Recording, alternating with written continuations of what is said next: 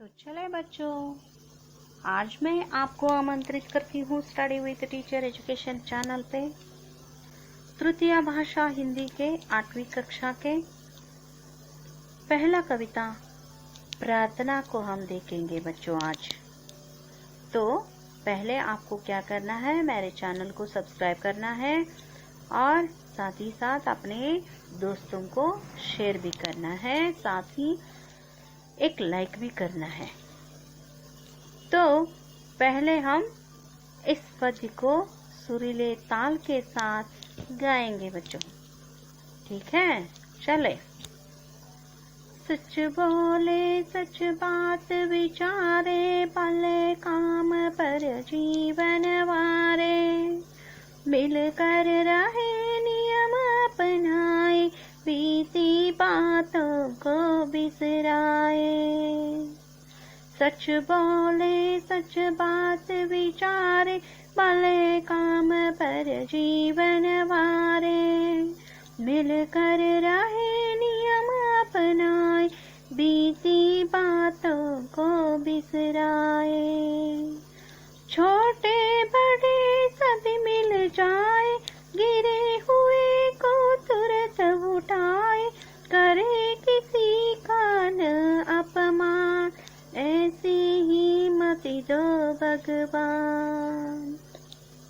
सच बोले सच बात विचारे, भले काम पर जीवन वारे, मिलकर रहे नियम अपनाए, बीती बातों को बिसराए।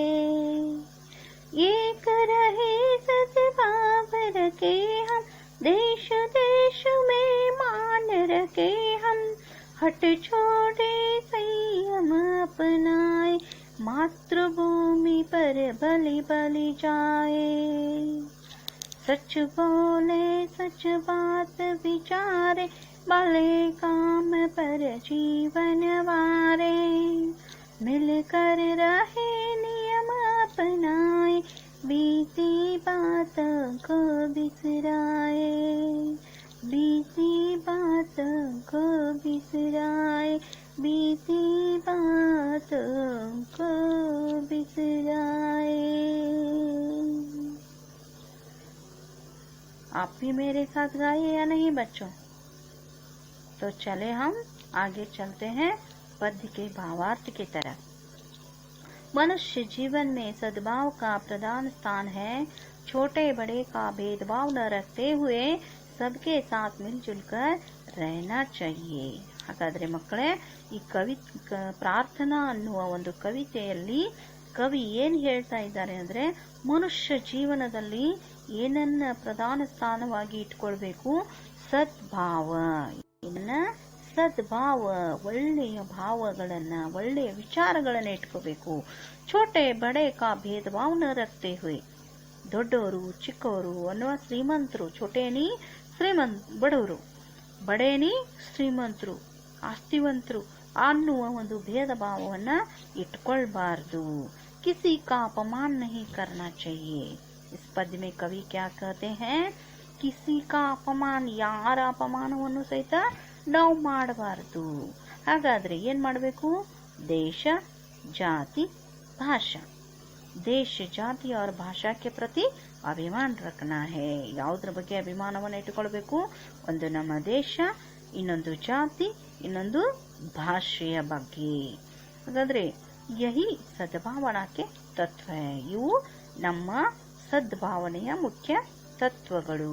कवि भगवान से इस प्रकार की सद्बुद्धि देने की प्रार्थना करते हैं.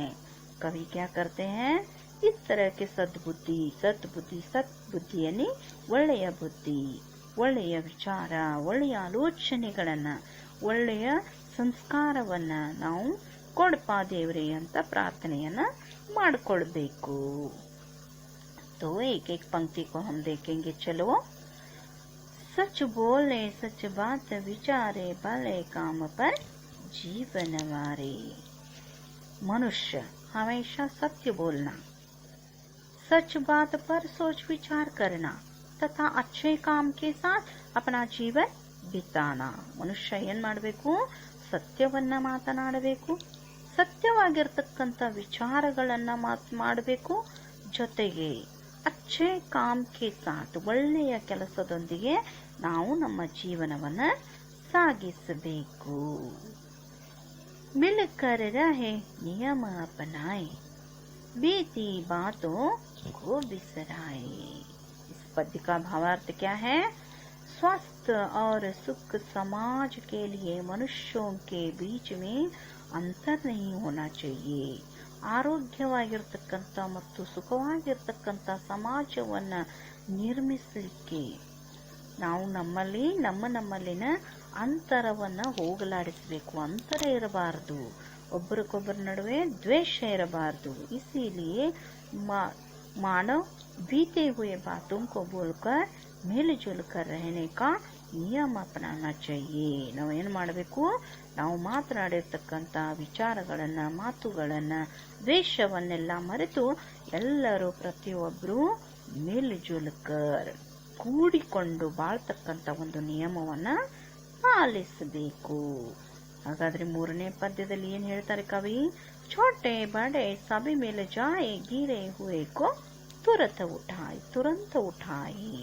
ಛೋಟೆ ಬಡೆ ಏನಿ ಗರೀಬ ಅಮೀರ್, ಯಾರು ಬಡವರಿದಾರ, ಯಾರು ಶ್ರೀಮಂತರಿದಾರು, ಸಬ್ ಮಿಲ್ಕರ್ ಗಿರೆ ಹುए को, ಎಲ್ಲರೂ ಕೂಡಿಕೊಂಡು ಗರೀಬ್ ಲೋಗ್ और संकट में ಪಡೆ ಹುए लोगों को, ಎಲ್ಲರೂ ಕೂಡ್ಕೊಂಡು ಏನು ಮಾಡಬೇಕು? ಯಾರು ಬಡವರಿದಾರ, ಯಾರು ನಿಶಕ್ತರಾಗಿದಾರ, ಯಾರು ಸಂಕಟದಲ್ಲಿದ್ದಾರೆ ಅವರನ್ನ ಎಲ್ಲರೂ ಕೂಡಿಕೊಂಡು ಎತ್ತಬೇಕು, ಅವರಿಗೊಂದು ಸ್ಥಾನಮಾನವನ್ನ ಕೊಡಬೇಕು ಅಂತ ಹೇಳ್ತಾ ಇದ್ದಾರೆ ಕವಿ.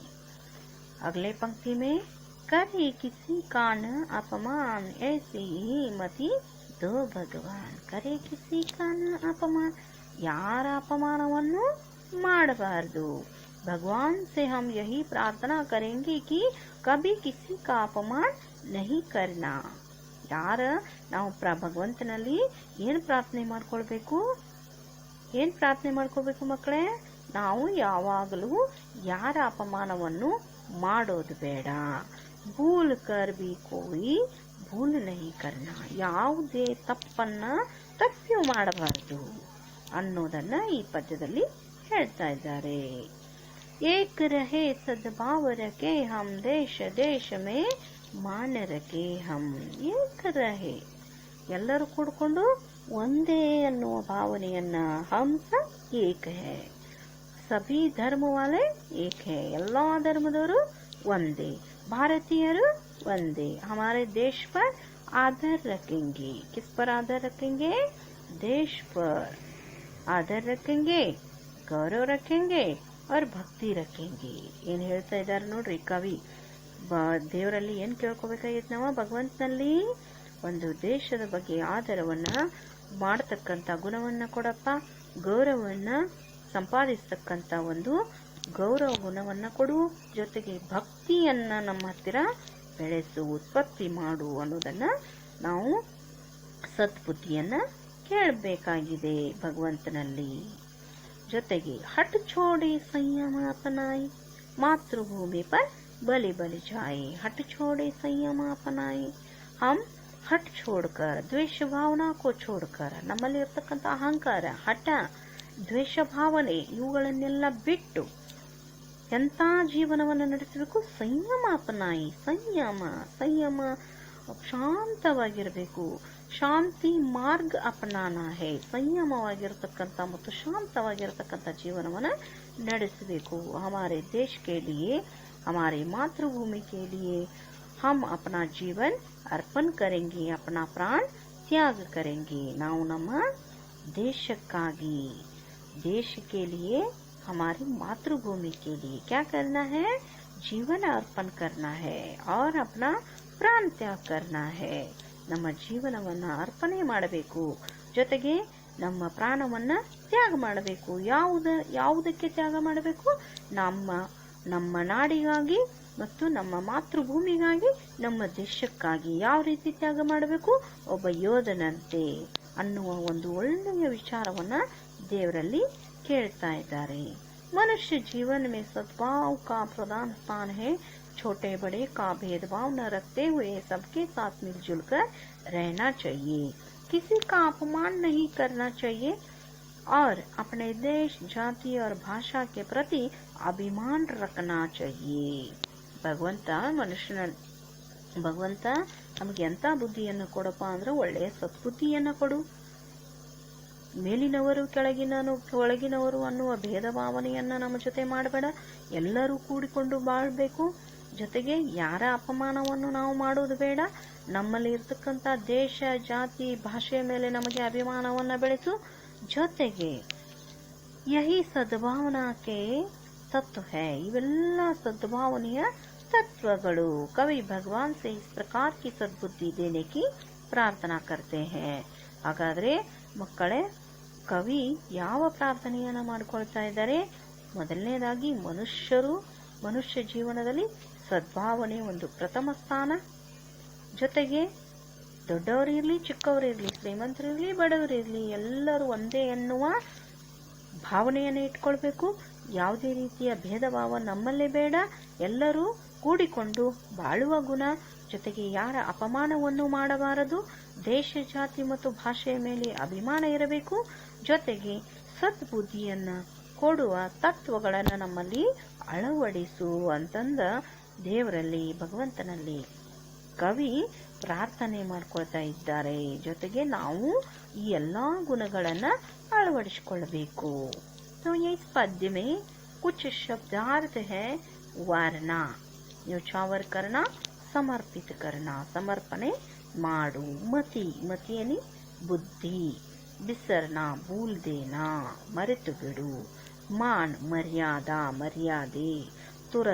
तुरंत, जल्दी, ಬೇಗನೆ ಅಂತ ಹೇಳ್ತೀವಲ್ಲ ಹಾಗೆ. तो यहाँ पर एक आपके सामने यहाँ पर एक प्रश्न है. नमूने के अनुसार तुक वाले शब्द लिखना. अपना, यहाँ पर एक उदाहरण दिया गया है. अपना, बिसराए, अपनाए, बिसराए. विचारे, वारे, उठाए, जाए. अपमान, अपमान, भगवान. यानी विचारे वारे, उठाए जाए, अपमान भगवान. तो इस तरह कुछ तुक वाले शब्द भी है. यहाँ पर आपके लिए काम है काली जगह भरना. भले काम पर डैश डैश डैश जीवन वारे. बीते बातों को डैश डैश चर बिसराए. तो भले काम पर डैश डैश डैश जीवन वारे.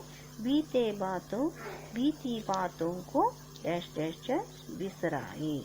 एक रहे डैश डैश डैश रखे हम सद्भाव. हट छोड़े डैश डैश डैश अपनाए संयम. इस तरह काली जगह को भरिए. यहाँ पर जवाब भी है. और धन्यवाद बच्चों. तो अभी तक हमने 8वीं कक्षा के तृतीय भाषा हिंदी के तौर पर प्रथम पद्य प्रार्थना को पढ़ चुके हैं और उसका भावार्थ को भी देख चुके हैं.